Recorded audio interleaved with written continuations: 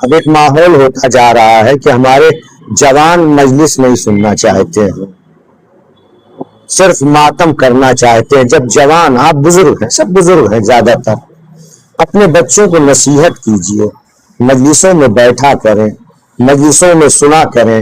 اکثر دیکھنے میں آتا ہے کہ جب جوان مجلس میں آ بھی جاتے ہیں سامنے تو موبائل کا بہانہ کر کے وہ مجلس سے بھاگنا چاہتے ہیں. یہ کیفیت ہمارے جوانوں کی جب ہوگی، ہم لوگ سب سمجھتے مجلس پڑھتے اس لیے جانتے ہیں، ایک بہانہ کریں گے کہ فون آیا کان میں لگائیں گے اور مجلس سے بھاگیں گے. یہ جوانوں کی جو سیرت عادت بنتی جا رہی ہے یہ بہت بری ہے. جب ان تک معرفت نہیں پہنچے گی تو ان میں تبدیلی کہاں سے آئے گی؟ تبدیلی کہاں سے آئے گی جب سنیں گے نہیں؟ نہ فضائل اہل بیت سننا چاہ رہے ہیں، نہ مصائب، حتیٰ مصائب میں بھی نہیں. پہلے مصائب میں تو آ جایا کرتے تھے، لیکن ابھی کیا ہے، مصائب بھی ہو جاتا ہے تو صرف ماتم کرنے کے لیے آئیں گے. اپنی قوم کہاں جائے گی آپ لوگ سوچئے، توجہ رکھیے.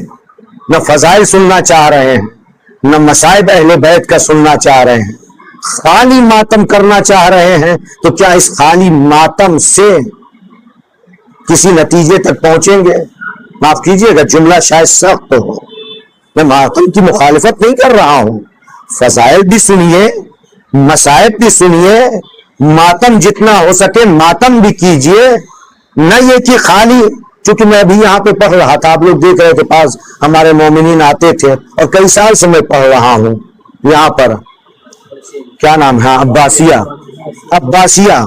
ہوتا کیا تھا، جب میں مجلس پڑھ کے اترنے لگتا تھا تب پورے جوان ایک کے بعد ایک، ایک کے بعد ایک، ایک کے بعد، یعنی کیا ہوتے جا رہے ہیں ہمارے جوان؟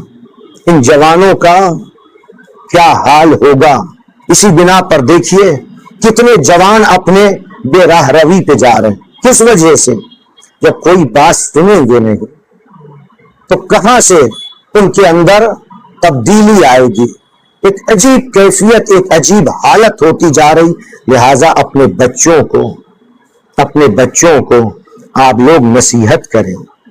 آپ لوگ ابھی جیسے یہاں پہ زیادہ تر سب بزرگ ہیں، بس صرف 3-4 جوان چہرے دکھ رہے ہیں. اللہ تعالیٰ ان کی حفاظت کرے. اب کیوں نہیں آئے جوان؟ کیا جوانوں کو دعوت نہیں دی گئی ہے یہاں پر؟ یا صرف بزرگوں کو بلایا ہے آپ نے؟ معاف کیجئے گا، یہ کیا ہے؟ یعنی مجلسوں سے مطلب جوان نہیں رکھ رہے ہیں، نہ فضائل سے مطلب، نہ مصائب سے مطلب. آپ لوگ خود دیکھ رہے ہیں کچھ چیزیں اپنے اس پڑوسی ملک سے اپنے یہاں یہ ساری چیزیں آتی جا رہی ہیں، اور ہم ہندوستانی بالکل ان کی پیروی کرتے چلے جا رہے ہیں. ان کی پیروی کرتے چلے جا رہے ہیں ہر چیز میں، حتیٰ رونے میں، گریہ کرنے میں بھی. ایک چیز اور آ رہی ہے، جیسے میر تقی میر وغیرہ کربلا جاتے ہیں، سلام پڑھیں گے، اور ان کے ساتھ جو جوان ہوتے ہیں پیٹ پیٹ کے روتے اتنا کہ اب وہ قابو سے باہر ہو جاتے ہیں. یہی چیز اب اپنے یہاں بھی آ رہی ہے کہ ایک سلام پڑھے گا اور معلوم ہوا وہ جوان جو مصائب میں نہیں روتے ہیں لیکن، اور مصائب میں بیٹھتے بھی نہیں ہیں، لیکن جب سلام پڑھا جائے گا تو اتنا پیٹ پیٹ روئیں گے، اتنا پیٹ پیٹ روئیں گے، بے ہوش ہونے لگتے ہیں. آیا واقعاً رو رہے ہیں یا جو تکلیف کی جا رہی؟ معاف کیجیے گا شاید سخت جملہ ہو، رونے میں بھی کنٹرول رکھیں. یہ نہیں کہ آپے سے باہر ہو گئے اور 2 آدمی آ کے پکڑ رہے ہیں پانی چھلک، نہیں، یہ واقعی رونا نہیں ہے، یہ ریاکاری ہے. امام حسین ریاکاری پسند نہیں کرتے ہیں، لہذا ریاکاری نہ کیجیے. پڑوسی ملک سے ہر چیز نہ لے لیجیے. ملنگوں والی کیفیت اپنے اندر پیدا نہ کیجیے. جو اپنی شان عزاداری کی شروع سے رہی ہے، اس عزاداری کی شان کو باقی رکھیے، کیونکہ اس سے عزاداری کی شان ختم ہو رہی ہے. اسی طرح سے شام غریباں کی مجلس کئی سال پہلے میں نے یہیں پہ پڑھی.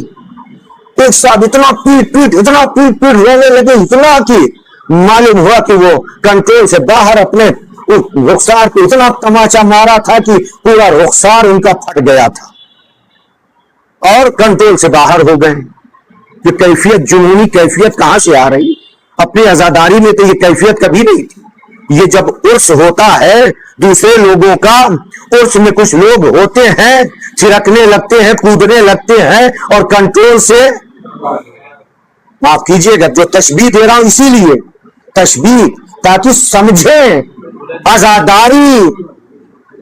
عزاداری یہ سنجیدگی کا نام ہے، نہ کہ یہ بالکل آپے سے باہر ہو جانے کا نام ہے۔